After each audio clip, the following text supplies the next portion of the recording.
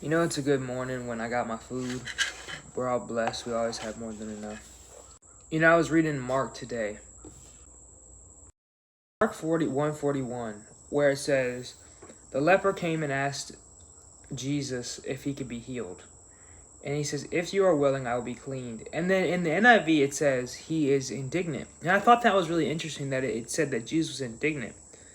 And then, but in other verses, it says he's moved with compassion. So I find this a very interesting, honestly. So in my original interpretation of the verse, I thought to myself, why would Jesus be indignant of this? Like I said, because that makes no sense.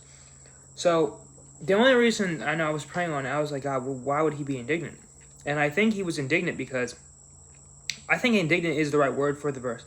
Because I think Jesus, indignant's a weird word to use because he wasn't really angry. He was indignant when the Pharisees were doubting him. And just like later in Mark 2 and 3, when Jesus was talking, they asked the disciples, why does he eat with sinners? But they didn't ask Jesus. They asked, and then this is when Jesus was actually indignant. And then Jesus said to them, who needs anyone people who are sick need a doctor, not the healthy ones. Because that's when he was actually indignant, because they were just playing him, basically. They were asking his disciples when they could have just easily just asked Jesus. He was sitting there. So they were just talking trash, basically, to his face. Anyway, the point is I'm making, the leper, when he asked him, he didn't come in full faith. And I do want to use this, let's just say it's indignant, just for the sake of it. I think Jesus would have been indignant, honestly, if people kept coming to him because they wanted something from Jesus. They just kept wanting things. They didn't come to Jesus because they had sincerity of heart and they wanted to love God. They came because they wanted something from Jesus. But really, all the other verses say move with compassion. So I'm leaning more towards to think that if Jesus was really in the situation, I think he would be compassionate.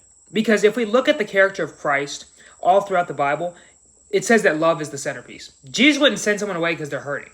You know, Jesus' gospel is all about, I love you, and I want the best for you, and I want you to hold on to me as your life source. And this guy came not knowing if Jesus was going to even wanted to heal him. He was so unconfident in himself because he has this skin disease that he was so depressed, he didn't even think he was worthy of it. And Jesus Christ was so sad that his child looked and felt like that I just think that's very interesting. But the main point of this message is, let us not come to Jesus for what we want, but let us just come to Jesus with a humble heart and say, Jesus, I need you.